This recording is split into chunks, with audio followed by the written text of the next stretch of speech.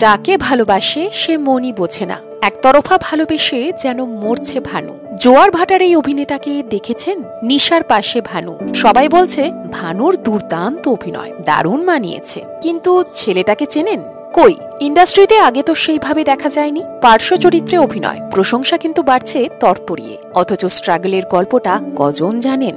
ইনি অভিনেতা রওনক খান। কম টাকায় চালিয়ে নিতে ওস্তাদ, যতটা দরকার ঠিক ততটাই খরচ করেন। কাজের সূত্রে এক বন্ধুর সাথে থাকেন গড়িয়ার নাকতলায়। সকাল 8টায় কল টাইম থাকলে উঠে যান সেই সকাল 6টায়। নিজের হাতে সব কাজ করেন, রান্না করেন, তারপর চলে আসেন শুটিং সেটে। শুটিং সেরে সেখান থেকে আবার জিম, তারপর বাজার করে বাড়ি ফিরে রান্না। না, অন্যান্য বহু গ্ল্যামারাস অভিনেতা অভিনেত্রীদের মতো রওনকের জীবনটা কিন্তু একেবারেই নয়। বলতে পারেন যথেষ্ট স্ট্রাগল করে আজ জোয়ার ভাটার ভানু হয়েছেন। তাই তো ধারাবাহিকের টিম সহ নিজের মাকে কৃতজ্ঞতা জানান।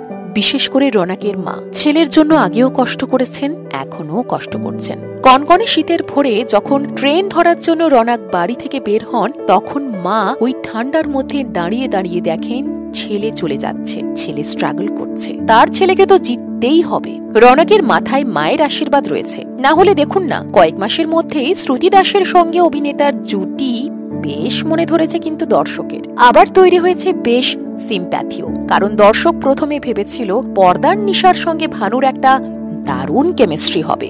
ভানু ভালোবাসে নিশাকে, কিন্তু সেই ভালোবাসা যে একতরফা তা কে জানত।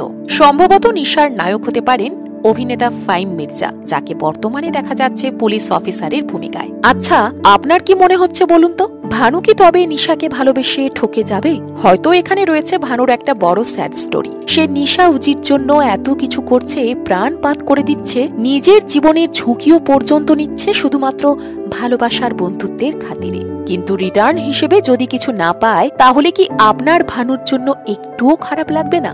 আপনার মতামত লিখে জানান কমেন্টে।